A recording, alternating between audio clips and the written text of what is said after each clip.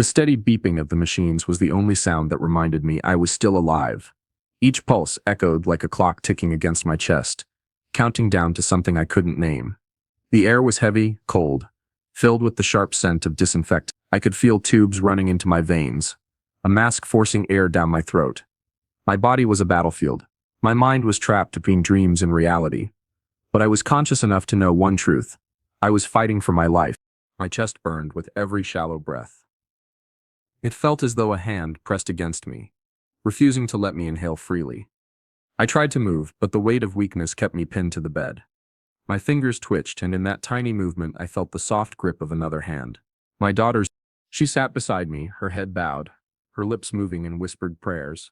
Her voice trembled like a candle flame in the wind. She squeezed my hand as if to anchor me here.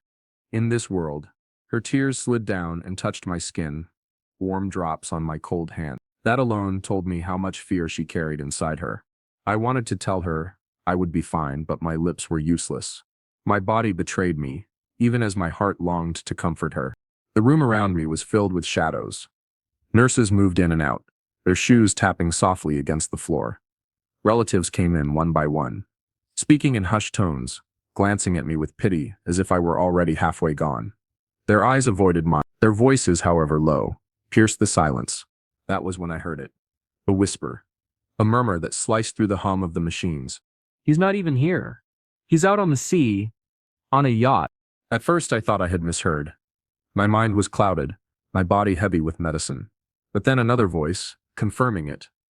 A cruel little laugh hidden behind the word. Imagine, while she sits here, drowning in grief, he's drinking with friends. A sharp pain shot through my chest, not from the illness, but from those words. I wanted to believe it was a lie, a misunderstanding. But the faces around me said otherwise, their lowered eyes, their lips pressed tight to hold back judgment. They all knew. I turned my eyes slowly toward my daughter. She didn't speak. She didn't look at me. Her silence told me the truth was heavier than her words could carry. She had known, she had seen it, and she had tried to keep it from me so I would not suffer more. But I had heard it, and now the images filled my mind. Uninvited. Him. Standing on a yacht, sunlight gleaming on his skin, laughter pouring out of his mouth, champagne in his hand. Women around him, music loud enough to drown the world. While I lay here with tubes in my throat, clinging to each breath, he celebrated freedom. The humiliation was unbearable. Not just for me, but for her. My daughter sitting there beside me, praying for her father's life, abandoned by the very man who should have held her in that hour. The betrayal stung deeper than the needles in my veins. I tried to speak, but no sound came out. My throat was dry. My lips cracked. The effort only sent pain rushing through me. I closed my eyes, but the image of that yacht followed me into the darkness. The sea sparkling, the laughter, the betrayal. I felt small, powerless, and yet inside me a fire began to burn. I thought of the vows he once made. The way he had stood in front of us, promising to care for her, to honor her, to protect her. I had welcomed him like a son. I had trusted him with my only child, and this was how he repaid that trust. By mocking her loyalty with his absence. By staining my family's dignity when I could not even lift my head. The ICU walls seemed to close in on me. The sound of the machines grew louder, harsher, until they felt like chains binding me. My daughter leaned closer, her voice a whisper against my ear. Papa, don't give up. Please, stay with me. Her words broke me. She was begging me to fight while the man she had given her life to was too busy chasing pleasure on the open sea. Her prayer was pure, her pain silent. And in that moment, I made a promise inside my heart. If my body had any strength left, I would not let her suffer alone. I would not leave her in the hands of a man who treated her like nothing. The night in the ICU stretched endlessly.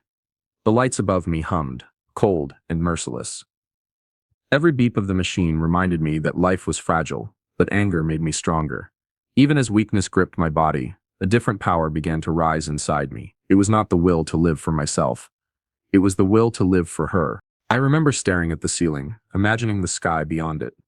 The same sky stretched over me in that sterile room and over him, laughing on that yacht. How different our worlds were. Mine filled with pain and shadows. His filled with music and sun. And yet, I knew storms come for every sea. As dawn crept through the small window, I felt a shift inside me. Betrayal had cut me, humiliated me, but it had also awakened me. I was no longer just a father fighting for survival. I was a man carrying the weight of justice. And though my body was weak, my spirit had already begun to sharpen. Because when I left that hospital bed, if God granted me the chance, there would be a reckoning. A reckoning for every tear my daughter shed. A reckoning for every laugh he shared on that yacht. A reckoning for the betrayal that stained my family's name when I was too weak to speak. And as the beeping of the machines carried me into another day, I closed my eyes, not with despair but with a silent vow. I will rise. And when I do, he will answer for this. I remember the first time I saw him. He stood in my doorway with flowers in his hand and a nervous smile stretched across his face. His shirt was neatly pressed. His hair combed carefully, and his eyes, those eyes carried the kind of charm that disarmed you before you could question it. He extended his hand to greet me, and I remember thinking, this young man is different. He spoke politely, his words lined with respect. I had met many of my daughter's friends before, but something about him made me pause. He didn't just greet me. He looked into my eyes as if asking for silent approval. That night, after he left, my daughter's face glowed with something I hadn't seen before. It wasn't just happiness, it was hope. She spoke about him as if he were a man, carved from promises. He cares, Papa, she said softly, her cheeks warm with excitement. And I, foolish in my love for her, believed every word. He visited often after that. Each time he carried himself with the same charm.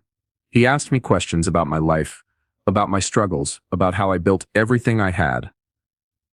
He listened as if my words were treasures, and I felt a pride swelling inside me. I thought, here is someone who will value the lessons I've earned through hardship.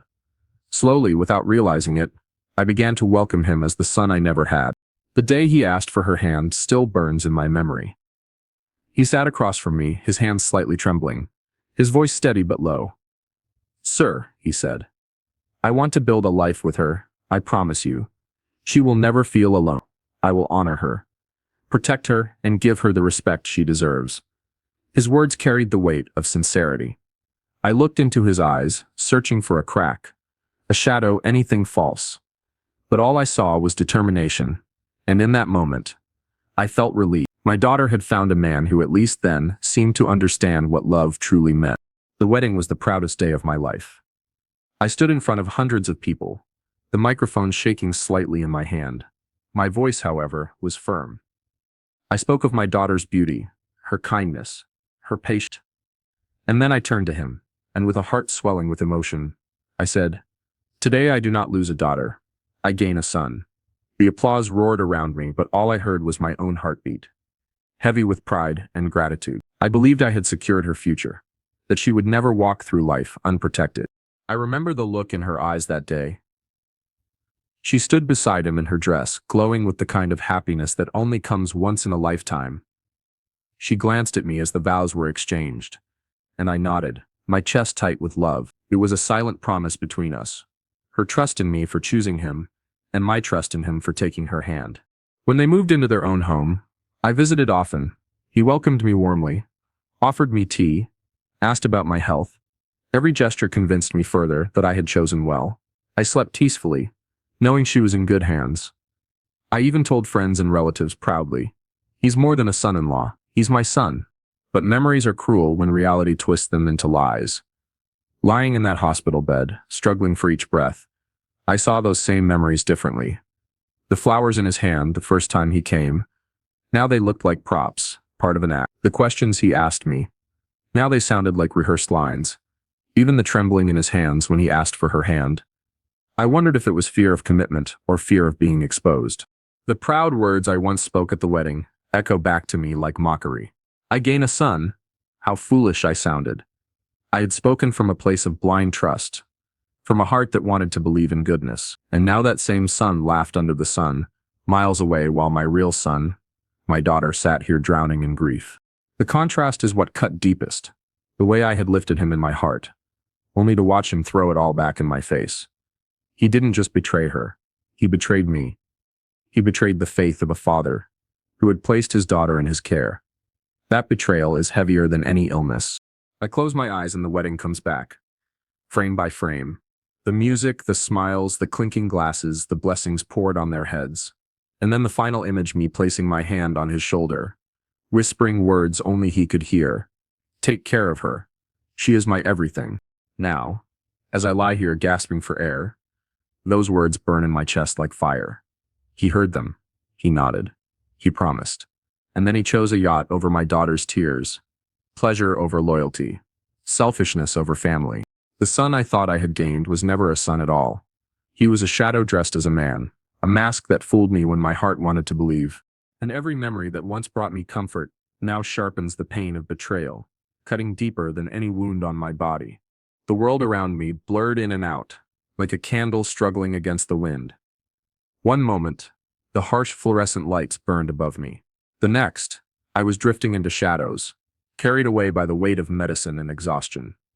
Yet through it all, there was one constant. My daughter. She sat by my side, her chair pulled so close that her knees brushed against the metal frame of my hospital bed. She never left me, not through the endless hours of night. Not when the doctors came with their cold voices. Not when the relatives whispered in corners. Whenever I opened my eyes, she was there. Her presence was my anchor to the world. I tried to look at her without moving, without making her notice. Her face told me everything her lips refused to say. Her eyes were swollen, lined with red, the kind of red that only comes after rivers of tears. She had tried to hide it. Washed her face, applied powder perhaps, but no disguise could cover the exhaustion carved into her. She carried the look of someone who hadn't slept in days. Her hands shook as they held mine. She tried to grip firmly, but her fingers trembled, betraying her fear. I felt the dampness of her palms, the cold sweat of worry. Sometimes she pressed her forehead against my hand, as though she could absorb strength from me. I wanted so badly to lift my arm and hold her the way I used to tell her she wasn't alone. But my body lay helpless, refusing me the right of a father's comfort. Every now and then, she would force a smile. It broke my heart more than her tears. Her lips would curve, but the pain in her eyes betrayed her. She wanted me to believe she was strong, that she could carry this burden, but I saw the truth. I always had. A father knows when his child is pretending. She leaned close, her voice barely more than a whisper. You'll be fine, Papa. You're strong. You'll come home soon. Her words were meant for me, but I could feel the way her chest tightened as she said them. She didn't believe them, not fully. She clung to hope, but doubt wrapped around her voice like thorns. She spoke not to reassure me, but to stop herself from falling apart. In those moments when I drifted out of consciousness, I could still sense her, the soft sound of her weeping when she thought I was asleep. The way she tried to muffle her cries in the fold of her scarf so I wouldn't hear. The small prayers she whispered again and again, like a broken record begging God to show mercy. She should not have been alone in that chair. She should have had her husband beside her, his arm around her, sharing the weight of fear. Instead, she carried it all by herself, alone, abandoned. And though she tried to protect me from that truth, I knew from the hollow in her eyes, from the silence that pressed between us. There were moments when her tears dripped onto my skin. I felt the warmth of them against my cold hand. That sensation cut deeper than any illness. Her sorrow soaked into me, telling me stories she couldn't speak aloud. It told me of nights she lay awake, staring at the ceiling, waiting for footsteps that never came. It told me of the loneliness that wrapped around her like chains while the man who promised to love her sailed away on waters bright with laughter. I wanted to scream then, to rip the mask from my mouth, to rise from that bed and shout until the walls shook. Not at her, never at her, but at him, at the coward who left her to face this storm alone. But my body betrayed me. My anger was caged inside my ribs, burning but powerless. So I listened instead, to the sound of her breath catching, to the way she clutched the fabric of her dress, wringing it between her fingers as if she could strangle her pain into silence, to the way she rose whenever a nurse entered, wiping her face quickly, pretending nothing was wrong. Her dignity broke me. Even in her heartbreak, she refused to let anyone see her weakness. She chose silence over complaints. She chose to sit by my side, hour after hour, instead of chasing a man who had already turned his back. She bore everything alone, not because she was weak, but because she was strong, strong enough to protect me from more pain, even as she drowned in her own. At one point, I opened my eyes to find her staring at me, her face pale under the hospital lights. She thought I was asleep. Her lips moved, but this time, no sound came out. She was speaking to herself. I read the words from the tremble of her mouth. Don't leave me too, Papa. My heart clenched. I wanted to tell her that I never would. That as long as there was air in my lungs, I would fight for her. But all I could do was let my hand twitch faintly against hers. She noticed. She gasped softly, her tears falling again, and she kissed my hand as though that tiny movement was a miracle. That night, as the machines hummed around me, I realized something. My illness was not the only battle being fought in that room. My daughter was waging her own war, a war of silence, of dignity, of survival against betrayal. She was losing pieces of herself, even as she tried to hold me together. And as I lay there, fading in and out, one thought pierced through the haze with absolute clarity. I was not just fighting for my life. I was fighting for hers too. It came in waves. Faces I'd known all my life drifted through the sliding doors like ghosts. Some brought food that no one ate. Some brought flowers that would wither within a week. Their hands touched my sheet politely, their eyes flicked to my monitor. Then away, never meeting mine for long. Each visit felt like a checkmark on a list. I had been seen, acknowledged, catalogued as tomorrow's small regret. The corridor outside my room was a river of low voices. I could hear it even with the drug fog at the edges of my mind. Whispered syllables leaked under the door like smoke. Names, numbers, possibilities. They spoke of wills the way they spoke of weather. Casual, inevitable. Heard the old man's, not long for this world. With what he owned, she'll be set. The words landed like stones on my chest, heavier than the IV drip. I was sick enough to be fragile. Sick enough that some faces softened into pity. But not everyone came out of kindness. I felt the distinction between those who truly cared and those who had calculated me into their future. It showed in their smile. The polite visitors wore grief like a costume, slipping it on and off as needed. Their eyes scanned for opportunities the way vultures scan a field. And then there were the quiet ones. The ones who lingered by the nurse's station, speaking in low tones, glancing toward my room with a mix of curiosity and hope. If he goes, there's the house, you know. A half laugh. The small, greedy intake of breath. The sound made my throat tighten. I imagined them taking measurements in my empty home. Measuring walls I had painted. Counting china they'd never washed. But the cruelest noise was the gossip about absence. They didn't talk about my daughter's trembling voice. They didn't talk about the way she sat through the night, watching the machines. They talked about him. His absence became the headline in every whispered conversation. His yacht. Can you believe it? On a yacht while she sits here. The repetition made the sting worse. It was like salt ground into an old wound. A cousin I hadn't seen in years leaned over my bed one afternoon and said, "So soft," he thought only the ceiling would hear. "People are saying he's been seen with other women. On photographs, no less." He looked away quickly, as if ashamed of what he'd said, but his words hung in the air and refused to be dismissed. Other visitors glanced at each other and nodded, sharing the shame like a secret cocktail. No one looked at my daughter as they spoke.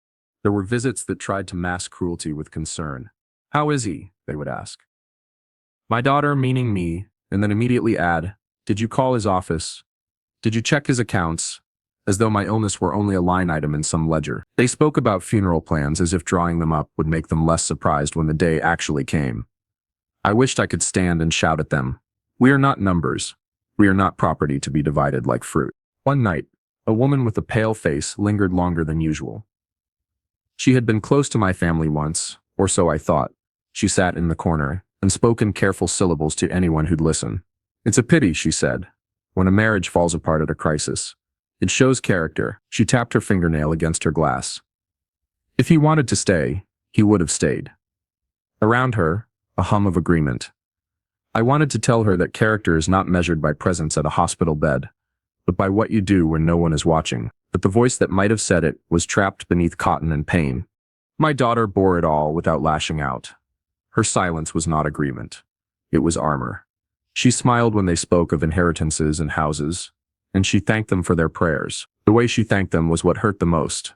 Polite, precise, a practiced calm meant to cover a trembling soul. I watched her gather every smile and fold it into her hands like a small brittle bird. She kept them safe, even when they had no value. Sometimes, a voice would murmur about practicalities. Who would manage the accounts? What would happen to the business? I saw eyes flash toward her husband's name as if expecting him to appear, to claim or to defend, and then someone would whisper his whereabouts. And the room would tilt. He's on a yacht, one would say. Photos, drinks, laughing. The sentence landed like a verdict.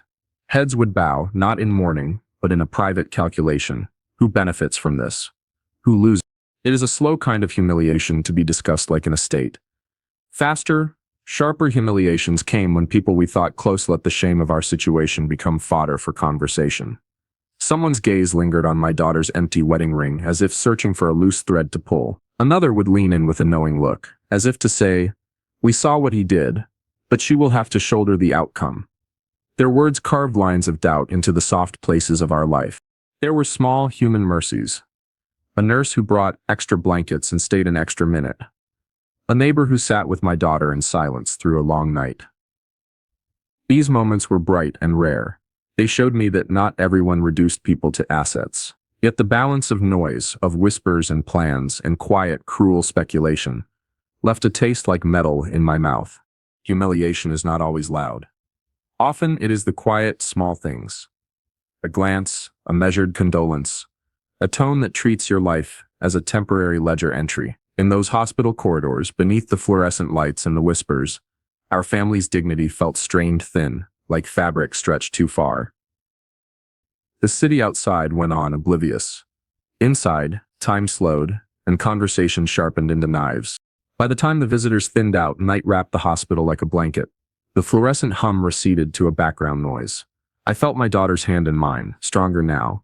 Not because she had more strength, but because she had decided she would carry this burden alone if she must. The rumor mill would turn. People would judge. But in that quiet moment, I saw clearly who we were. Not the sum of others' words, but the small, stubborn truth of the two of us. And that truth would have to be enough. It happened on a gray morning, the kind where the hospital windows let in a light that feels neither warm nor cold, just empty. I lay there half awake, the steady rhythm of the machines tethering me to life. My daughter sat in her usual chair, her head bent, her fingers scrolling slowly on her phone. I thought she was distracting herself, maybe reading messages of support. But then I saw her shoulders stiffen. Her breathing changed, sharp and uneven. I turned my eyes toward her, though the weight of my head made it feel like lifting a stone. The screen's glow lit her face. I couldn't see the images, but I didn't need to. The way her lips trembled, the way she pressed them together, as though to seal in a scream, told me enough. Her body shook slightly, as if she were fighting an earthquake inside her chest. A tear fell. It landed on my bedsheet, warm against the cold fabric. Then another, and another. My daughter, my brave girl, who had held herself together through endless nights, could not contain it anymore. She turned her face away, but I could see her reflection in the window, her shoulders curved inward, her hand covering her mouth. Silent sobs racked through her. I tried to move my hand, to squeeze hers, but my strength betrayed me. All I could do was watch her unravel beside me. My chest burned, not just from illness, but from helpless rage. She wiped her tears quickly, as if ashamed to let me see. But the phone slipped from her grasp and landed on the sheet near my side. For a moment, the screen faced me, and there he was, my son-in-law. The man who had promised to protect her, to honor her, to carry her burdens. He was standing on the deck of a yacht, the sea sparkling behind him. A glass of champagne raised high in his hand. His smile stretched wide, his head thrown back in laughter. Around him, women leaned close, their dresses bright in the sun. Friends cheered, their arms around him. Music pulsed through the video, even in the short clip. He looked alive, triumphant, carefree. I lay in that bed with wires in my veins, while he stood beneath the open sky, mocking everything I had ever given him. The image pierced me deeper than any knife. My daughter snatched the phone quickly, her fingers trembling. She pressed the screen to her chest as though trying to shield me from the sight. "Papa," she whispered, her voice breaking. Don't look." But it was too late. The pictures were seared into me. The betrayal I had heard in whispers was now undeniable, caught in glossy pixels that no excuse could erase. She turned away from me, biting her lip until it bled, trying not to sob out loud. She didn't want to burden me with her pain, even now, but her silence screamed louder than any wail could. In that moment, humiliation became a living thing in the room. It crawled across the sheets. It seeped into the sterile air. The contrast was unbearable. Me gasping for breath under flickering hospital lights, while he basked in golden sunlight, laughing as though nothing tethered him to responsibility. Every tear that fell from her eyes was a judgment. Not against her, never against her, but against him. Against me, too. For believing in him, for trusting him, for letting this man into our home, into our hearts. The images spread quickly. More relatives arrived, their faces heavy with the knowledge. They had seen the photos too. Their eyes darted to me, then to her. Pity painted across their features. Some shook their heads in disgust. Others muttered under their breath. I wanted to throw them all out, to shout that their pity was worthless. But my throat held no strength. The videos replayed in my mind, looping endlessly. His raised glass. His careless grin. The way the sea behind him seemed to mock my weakness. Endless and free, while I was trapped in four white walls. I thought of my daughter sitting here, hour after hour, holding my hand, whispering prayers, starving herself of sleep. And I thought of him spilling laughter over waves, his arm draped around strangers. It was more than betrayal. It was cruelty. That night, when the visitors were gone and the ward had grown quiet, I opened my eyes to find her still awake. She sat hunched in the chair, her face pale, her eyes swollen. She thought I was asleep, but I watched as she unlocked her phone again. She looked at the photos, not out of choice, but as if compelled by some painful need to confront the truth. She covered her mouth, stifling another sob, and I felt the vibration of her grief through the mattress. I wanted to rise from that bed. I wanted to storm onto that yacht and drag him back by the collar, force him to see her tears. But all I could do was lie there, feeling the rage boil through me, like fire trapped in ice. The shame wasn't just his absence anymore. It was the spectacle of it. The world now knew. Our family name, our dignity, was stained with his laughter. His betrayal was not hidden. It was celebrated under the sun, recorded for all to see. And as my daughter curled into herself, clutching her phone like a shard of glass she couldn't put down, I made another silent vow. This was not going to be forgotten. This was not going to be forgiven. I would fight for her dignity even if it meant clawing my way back from the edge of death. Because while he lifted his glass on the sea, I lifted something heavier, the weight of her silent tears.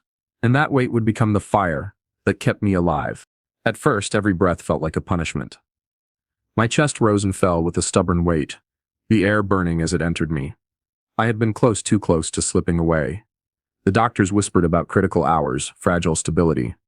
But something had shifted inside me. The rage, the humiliation, the sight of my daughter's tears. They became my fuel. I would not leave her. Not like this. Not with him. The first sign of change came one morning when a nurse placed a spoonful of broth against my lips. For days I had swallowed nothing but medicine and fluids, through tubes. That morning, though, I forced my lips to part. The taste was thin, salty, almost metallic, but I swallowed it down, and when it reached my stomach, I felt a spark of victory. My daughter gasped softly, her eyes filling with new tears. But this time they were not tears of despair. "Papa," she whispered, "you're eating." Her voice was enough to push me further. Each spoonful became a statement. I am not leaving. I am not surrendering. The next battle was speech. My throat was raw, my tongue heavy. The first attempt sounded more like a cough than a word, but I saw her leaning close, desperate for any sound. I tried again, my voice cracked. Faint, but a single syllable escaped. Her name, just her name. She broke down, clutching my hand, kissing it again and again. That single word carried the weight of a promise. I am still here. Days blurred, but with each one I grew a fraction stronger. The doctors were cautious, shaking their heads at first. He needs rest, not strain, they said. But I had no patience for their caution. I pushed. I demanded to sit up when my body wanted to collapse. I gritted my teeth as nurses helped swing my legs over the bed, the cold floor like knives against my bare feet. I tried to stand even when my knees buckled. The pain was unbearable, but pain was nothing compared to the image of her alone. When I managed 2 steps across the room, clutching the IV pole, the doctor looked at me as though I had performed magic. He called it a miracle, but I knew it wasn't. It was something stronger. It was a father's refusal to leave his child at the mercy of betrayal.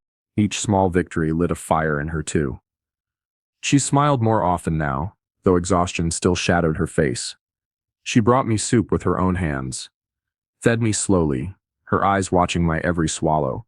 She counted my steps as if each one were gold. I could see relief blooming in her chest, but I could also see something else. Hope, and hope was dangerous, because if I failed, she would break all over again. That thought drove me harder. There were nights when pain clawed at me, when my lungs felt too weak to draw air, when my body screamed to give up.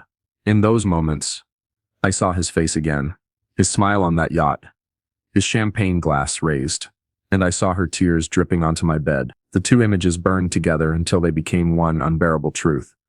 If I died, she would face this world alone with him. That was unacceptable. I clung to life with teeth and nails. Each breath was a defiance. Each word I forced from my throat was a rebellion. Each step was a declaration. I will rise again. Not for me. For her. The hospital staff began to speak of me differently. At first, I was the patient who might not survive the week. Then I became the patient, defying odds. They called it willpower. They told stories of me in the hallways, shaking their heads in disbelief. But what they could not see was the fire in my chest. A fire that had nothing to do with medicine. I was not healing for survival. I was healing for justice. I wanted to live long enough to look him in the eye, to make him see what he had done, to remind him that loyalty is not optional, that dignity is not to be trampled. I wanted to live long enough to give my daughter the strength to walk away from him without fear. Every day became a war, and I treated it as such. My weapons were small, a spoon, a step, a whispered word, but each one was sharpened by my determination. By the end of the week, I could walk across the room without collapsing. By the end of the second, I could eat a full meal without help. My voice grew stronger, my sentences clearer. My daughter's eyes followed me with pride. She whispered to me, "Papa, you're a fighter." She was right. I was fighting, but not only for life. I was fighting for her dignity, for our name, for the promise that betrayal would not write the final chapter of our story. The doctors still shook their heads, calling it resilience, luck, even divine grace. But I knew the truth. It was vengeance disguised as willpower. It was love hardened into armor. It was justice keeping me alive. And as I lay back in bed, one night, exhausted but unbroken, I closed my eyes and whispered to myself, I will not only survive, I will rise. And when I do, he will know the weight of the life I fought to keep. The day they finally discharged me, the world outside the hospital felt unreal. The air was too wide, too sharp, as if my lungs had forgotten how to taste freedom.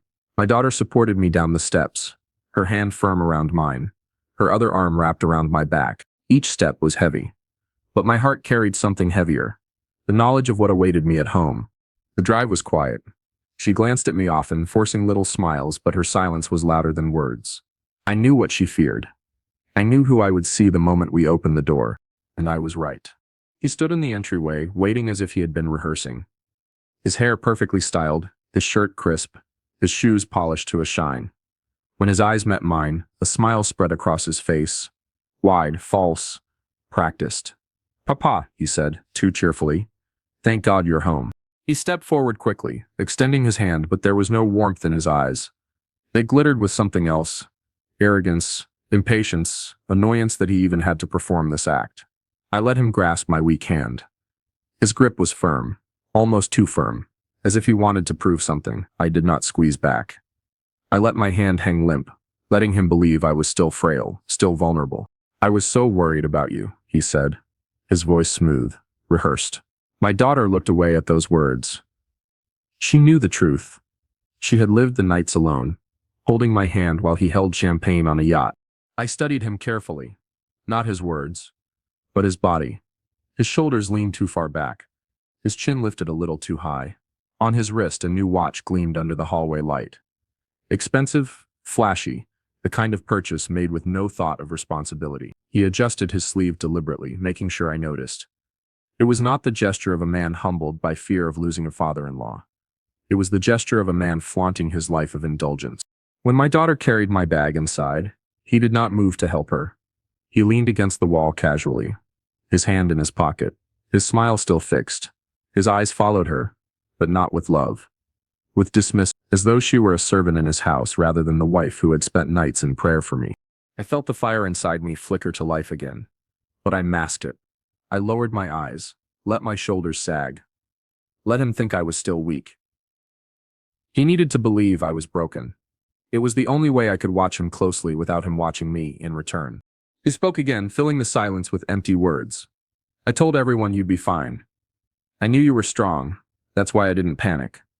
The lie burned in my ears, but I did not react. I let him spin his story, let him wrap himself deeper in his own arrogance. My daughter set a glass of water on the table beside me. He didn't even look at her, didn't thank her, didn't acknowledge her presence.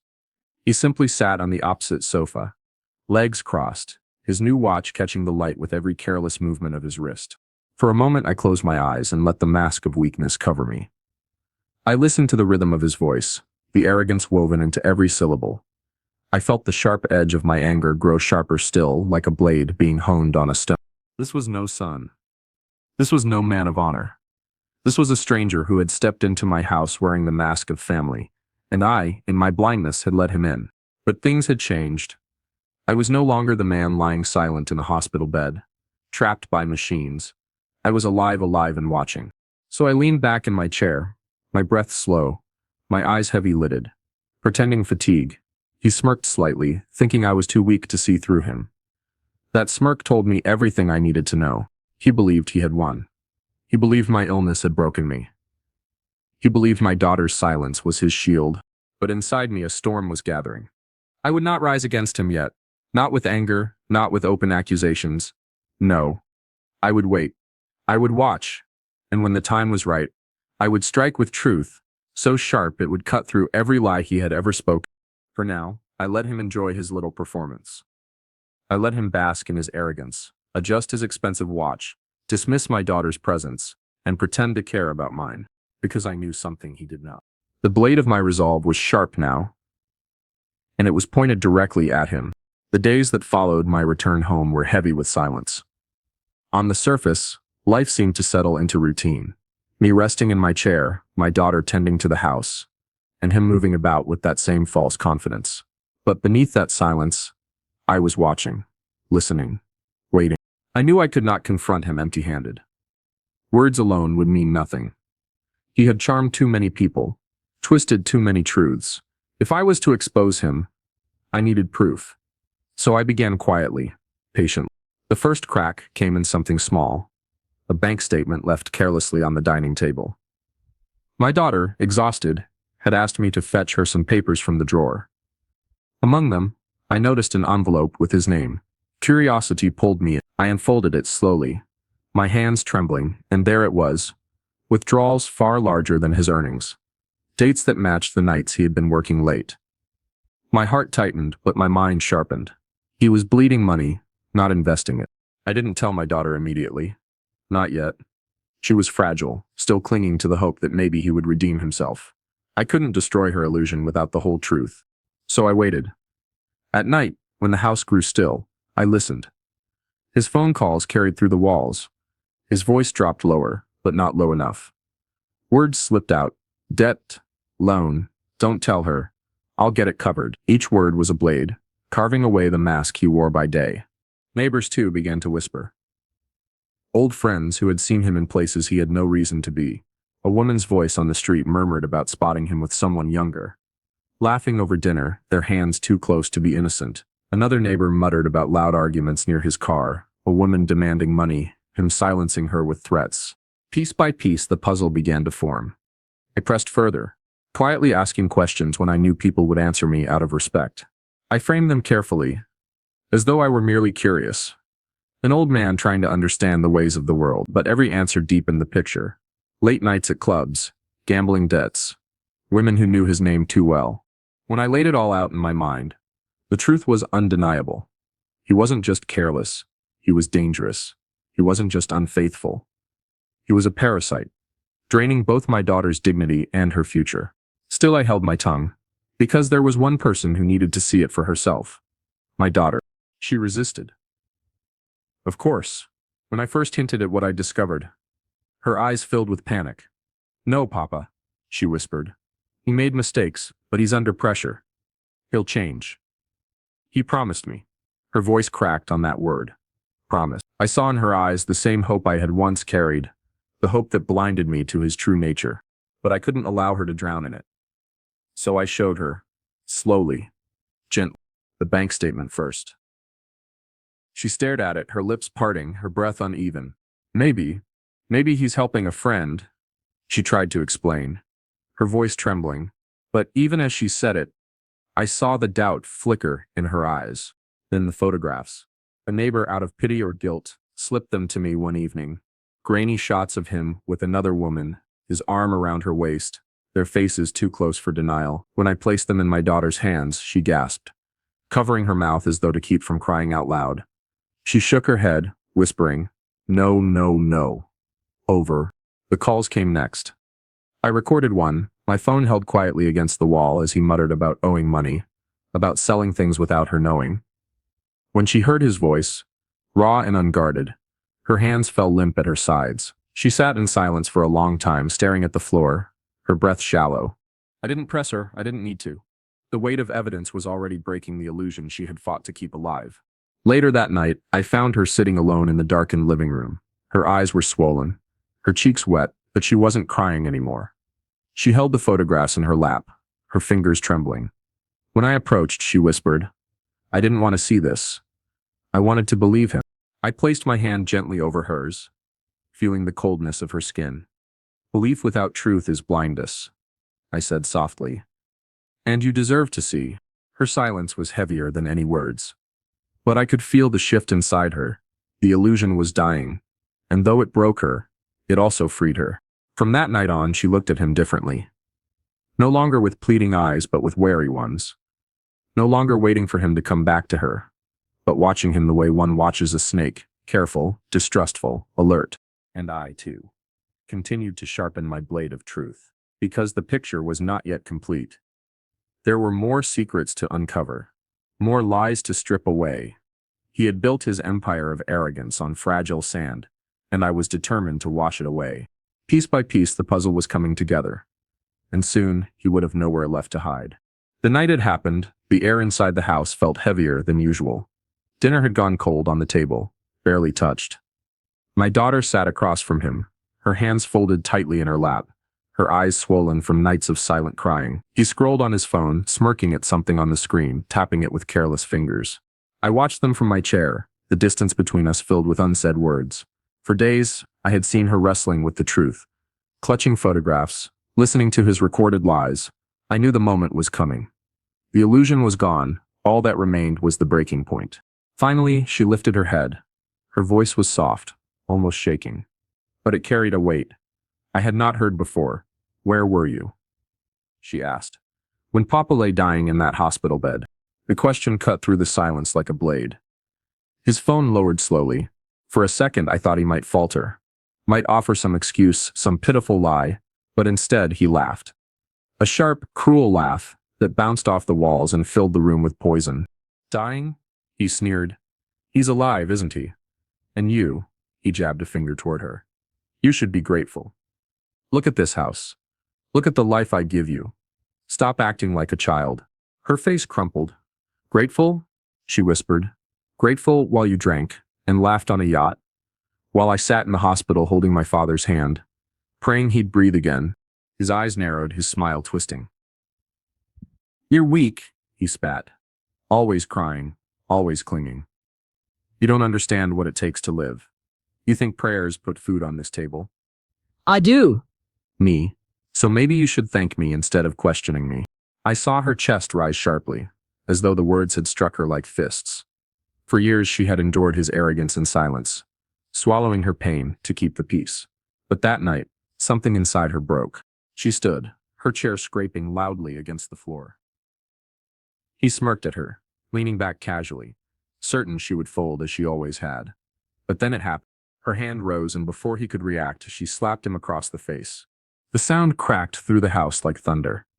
A sharp, echoing clap that made the walls tremble. His head jerked to the side, his smirk wiped clean, replaced by shock. For the first time, he was silent. My daughter stood there, her chest heaving, her hand still trembling in the air. Tears streaked down her cheeks, but her eyes burned with something I had never seen before. Strength. Fire. Defiance. You don't get to call me weak, she said, her voice shaking but loud enough to fill the room. You don't get to humiliate me, to abandon me, to betray everything I believed in. And then expect me to thank you. He rose slowly, his jaw tight, his face red where her palm had landed. For a moment, I feared he might lash out. But he didn't. He only stared at her, his arrogance flickering, uncertain now, under her gaze. She didn't step back. She didn't lower her eyes. She stood tall, even with tears streaming, and faced him without fear. I sat in my chair, my heart pounding, pride swelling inside me. For the first time, she wasn't the silent woman suffering in shadows. She wasn't the broken soul hiding her tears. She was her mother's daughter, my daughter, a woman who had finally found her voice. The room was silent except for the sound of our breathing. His mask had cracked. Hers had shattered entirely. But what emerged from the pieces was something unbreakable. That night, she saw him for what he truly was. Not a husband, not a partner, not a man to be feared. Just a coward, exposed by his own cruelty. And from that night forward, fear would no longer control her. They came slowly at first, one cautious foot after another, like animals testing the water. I never expected the crowd I found. People who had stood in the periphery of our life. Watchers with opinions and grudges began to step into the light. Each one carried a small piece of truth. A shard I needed to complete the picture. A cousin I'd not trusted for years slipped into the kitchen one afternoon, eyes darting as if he feared eavesdroppers. He brought nothing but a cup of tea and a folded receipt, the edges soft with handling. He sat across from me, avoiding my gaze, and pushed the paper toward me as if passing contraband. It was a hotel bill, late-night charges in a city where my son-in-law claimed never to travel for work. The cousin's hands trembled when he spoke. I thought it better you knew, quietly, he said. He's not the man he pretends to be. Neighbors, too, came with stories they had swallowed for months. The woman who walked her dog by our gate every morning recounted seeing him slip into a car with a different woman, the pair laughing carelessly as if the world belonged to them. Another neighbor confessed she had heard shouting in the street one night and had seen a woman running away, her face wet with tears. Each account was small on its own. Gossip, perhaps. But together they formed a pattern, like footprints in mud. The most unexpected ally was the one who arrived at dusk, his face shadowed by a cap pulled low. He was a friend of my son-in-law, someone who had shared nights and stories with him, who knew the jokes and the lies. He stood in my doorway like a man about to confess a crime. He had a look I recognized, guilty, tired, and oddly relieved at the same time. I can't keep doing this, he whispered. He set a small envelope on the table and slid it toward me. Inside were messages, texts and photos sent in the kind of flurry only secrets provoke. Women's names, late-night locations, veiled promises. He spoke in broken sentences, each one a small admission that hurt to hear. He asked me to lie for him once, the friend said, voice low. I can't anymore. I did not celebrate. This was not triumph. It was a slow, heavy gathering of wounds. But every testimony eased a weight from my chest. Proof was not the same as vengeance. It was the scaffold that would allow truth to stand where rumor had only wobbled. We met in quiet rooms, away from the eyes that loved spectacle. A retired teacher who had once admired my daughter's husband came and placed a ledger before me. Entries that did not match the income he claimed. An old neighbor handed me a torn photograph edged with cigarette burns. It showed him in a bar with women whose names my daughter did not know. A woman from the building management quietly told me about cleared fines and favors done without my daughter's consent. Each item was a strand. Together, they began to weave a net. My daughter watched it all with wary eyes. She listened to the stories, the receipts, the whispered confessions. And I saw the transformation in her. The fragile woman who had held herself together beside my bed became a different figure. Face set, jaw firm. The softness in her voice replaced by a steel that held itself together from necessity. She would take an envelope, open it slowly, and fold the proofs, as if folding a map. We did not plan noise or spectacle. We collected facts. We collected witnesses. We built a truth that could not be drowned by champagne or laughter on the sea. There was fear, of course. Fear in the faces of those who came forward. Fear of being dragged into the crossfire, of losing friendships, of the ugly business of reputation. One woman, voice wavering, admitted she had turned away the first time she saw him with another woman because she wanted to avoid trouble. I was ashamed, she said. But I can't be ashamed anymore. Her courage was a quiet thing, but it was real. At night, I would sit at the kitchen table, the house quiet, and lay the pieces out like a surgeon preparing instruments. Receipts, photos, messages, notes, each labeled, dated, and stored. My hands, once weak from illness, had steadied with purpose. My eyes, once dim with pain, brightened with focus. The things that had been whispered in hallways were now tangible. They could be shown, cited, sworn to. We did not rush. Patience is a weapon sharper than any shout. We conferred with the lawyer quietly, speaking in measured tones. We learned what would hold in daylight. We learned how to protect my daughter's dignity as we prepared to expose his lies. Each ally I gathered felt the same. We were not out for blood. We wanted truth. We wanted safety. We wanted the courage to rebuild what had been broken. And in the quiet between meetings, when the house fell into that heavy, honest silence, I would look at my daughter and see the woman she was becoming, a woman who would not be defined by his betrayal. That thought steadied me more than medicine ever could. By the time the net was nearly complete, the pieces fell into a shape. I recognized. It was no longer rumor. It was a case. A story told in receipts and pictures, in witnesses and whispered confessions. He had built his life on a series of small falsehoods. We were building a way to hold him accountable. Outside, the world went on, oblivious. Inside, allies had turned into a quiet army. And though I had been weak once, the strength of many was now sheltering my daughter. The net was almost ready. The moment it would close would not be dramatic fireworks. It would be simple, clean, and unavoidable. I folded another photograph, slid it into its place, and felt, for the first time since the hospital, something like peace. The courthouse smelled of old wood and dust, a place where too many lives had been unraveled and stitched together again. The walls carried echoes of arguments, confessions, and verdicts. As I walked in, leaning on my cane, I felt the weight of eyes on me, curious eyes, skeptical eyes, eyes that thought I was too frail to stand here. But I wasn't there for them. I was there for my daughter. She walked beside me, her chin high, her steps firm, though I could feel the tremor in her hand as it brushed mine. Behind us, the quiet army of allies we had gathered. Neighbors, relatives, the friend who had finally confessed followed with somber determination. Each of them carried a fragment of the truth. Today, those fragments would be bound together like arrows aimed at the heart of a lie. And then he entered. My son-in-law, dressed in a tailored suit, his hair slicked back, his watch glinting beneath the fluorescent lights. He strode in as though the building belonged to him, a smirk curling his lips, his eyes scanning the room with arrogance. When they landed on me, his smile widened, as if to say, "You won't win." We faced each other across the room, plaintiff and defendant, but it felt more primal than that. It was father against betrayer, dignity against shamelessness, truth against spectacle. The judge entered, his gavel striking the wood with a sharp crack. The sound reverberated like thunder in my chest. This is it, I thought. The battlefield is here. The lawyers began with the usual dance introductions, statements, objections. His lawyer spoke first, voice smooth and confident. They painted him as a devoted husband, a man unfairly accused, a victim of rumor. He sat back in his chair, legs crossed, smirk steady, nodding along as though the script was already written in his favor. Then came our turn. My lawyer rose, calm and deliberate, and began laying out the evidence. Bank statements first. Pages and pages of withdrawals, debts, transactions that contradicted his every claim. His smirk twitched, just barely. Next came the photographs. Grainy, imperfect, but undeniable. Him on the yacht, glass raised high, women at his side. Him in restaurants, his hand on another woman's waist. The smirk faltered again, replaced by a flash of irritation. He whispered harshly to his lawyer, but the photos remained on the screen for all to see. The murmurs in the courtroom grew louder. His image of perfection was crumbling. Then the testimonies began. One by one, the allies we had gathered stepped forward. The cousin who had slipped me the hotel bill, the neighbor who had seen him in the night, the woman who had heard arguments in the street.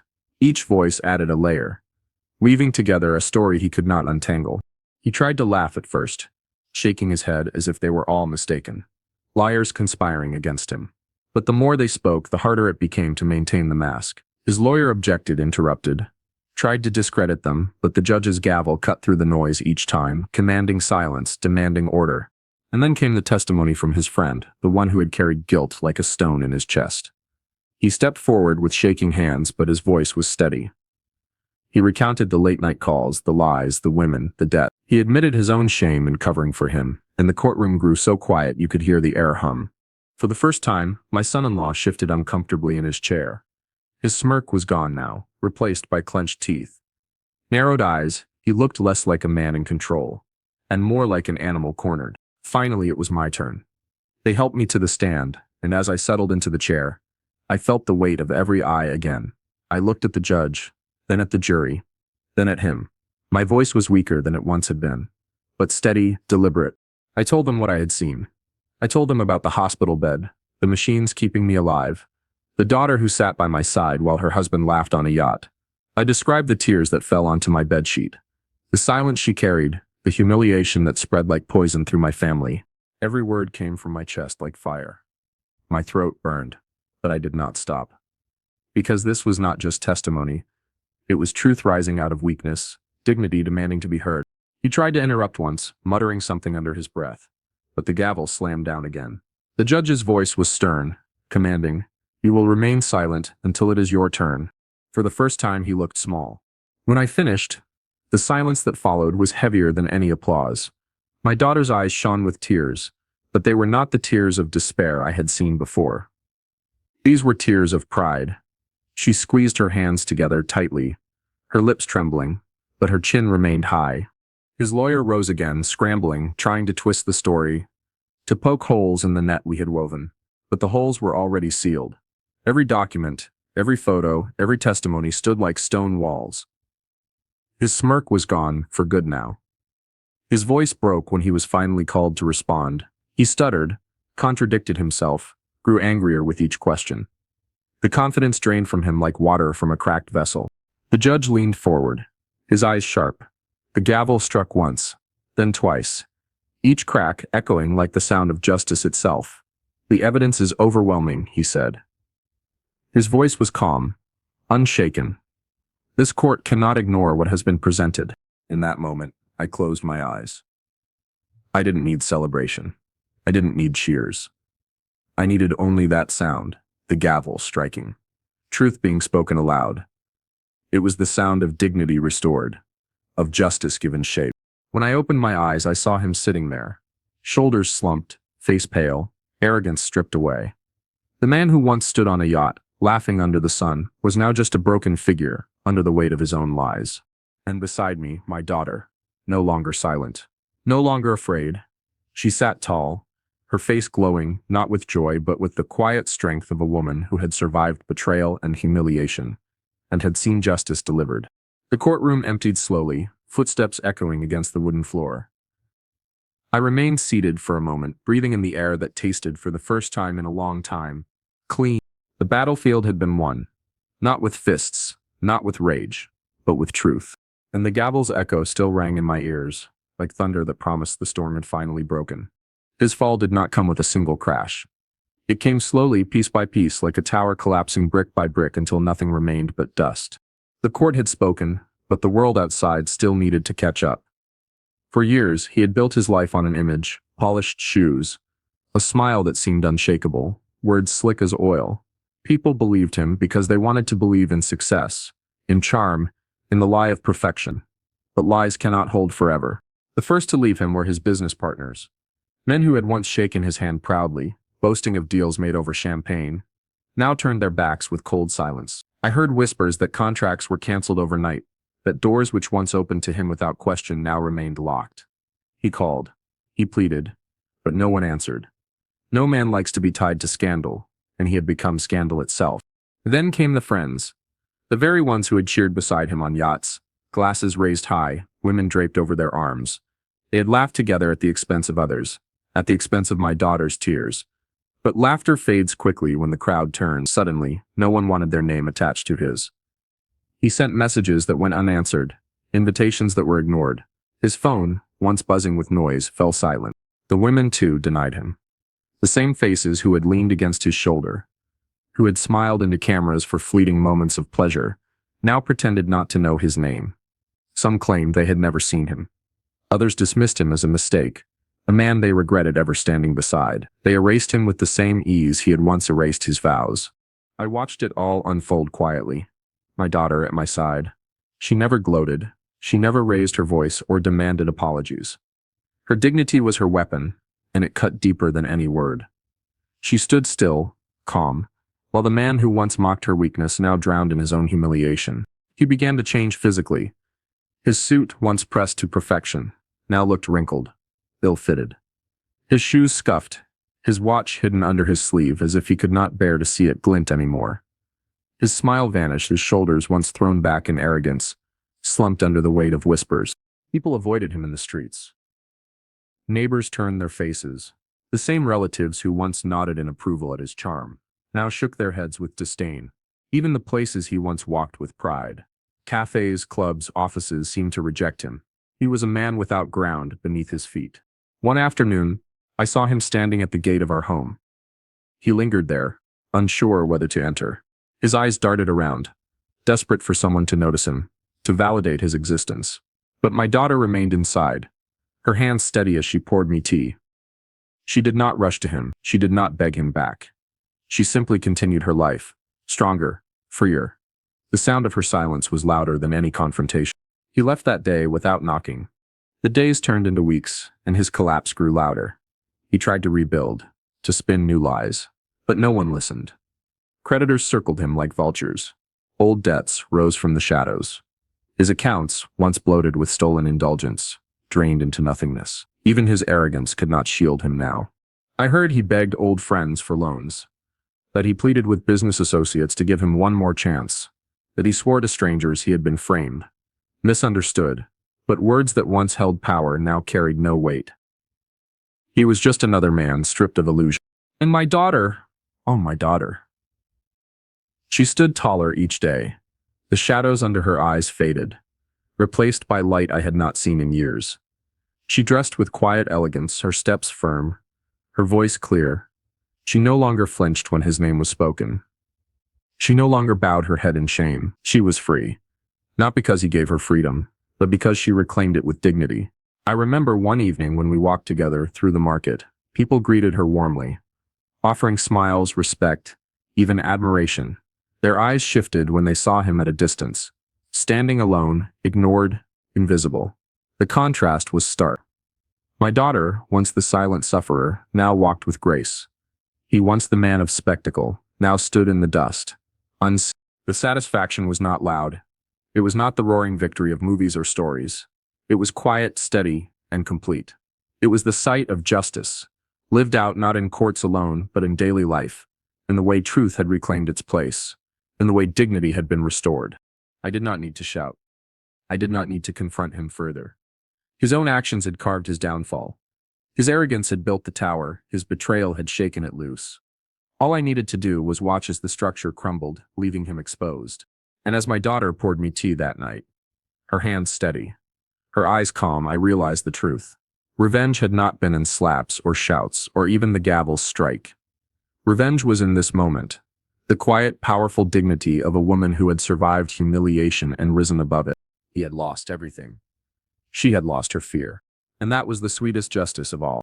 The evening was quiet, the kind of quiet that sinks deep into the bones and brings peace rather than emptiness.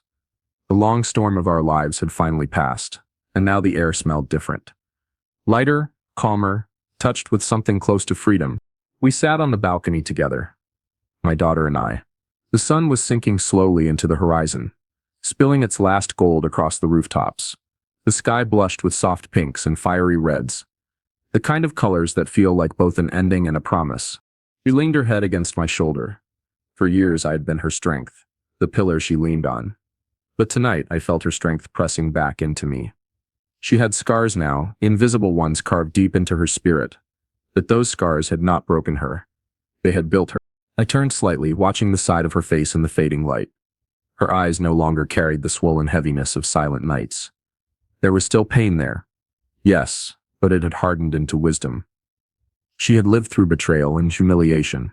Yet here she was, steady and proud. We sat in silence for a long time, listening to the distant hum of the city, the soft rustle of leaves, the occasional laughter of children playing down the street. Life was moving forward.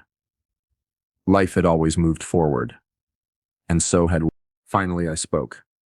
My voice was low, but it carried the weight of everything we had endured. Respect and loyalty, I said slowly, are treasures. Real treasures. You never beg for them. You never chase them. You demand them, or you walk away. She shifted slightly, her hand resting on mine. I understand now, Papa, she whispered. I thought love meant patience. I thought it meant waiting for someone to change. But love without respect isn't love at all. It's a prison. Her words pierced me with both sadness and pride. Sadness for the years she had lost believing in his mask. Pride for the woman she had become. Strong enough to say those words aloud. I nodded. Betrayal cuts deep, I said. It leaves wounds you think will never heal. But truth always rises. Dignity always rises. That is what lasts. The memory of those nights in the hospital came back to me. The beeping machines, the sterile air, the weight of her hand trembling in mine.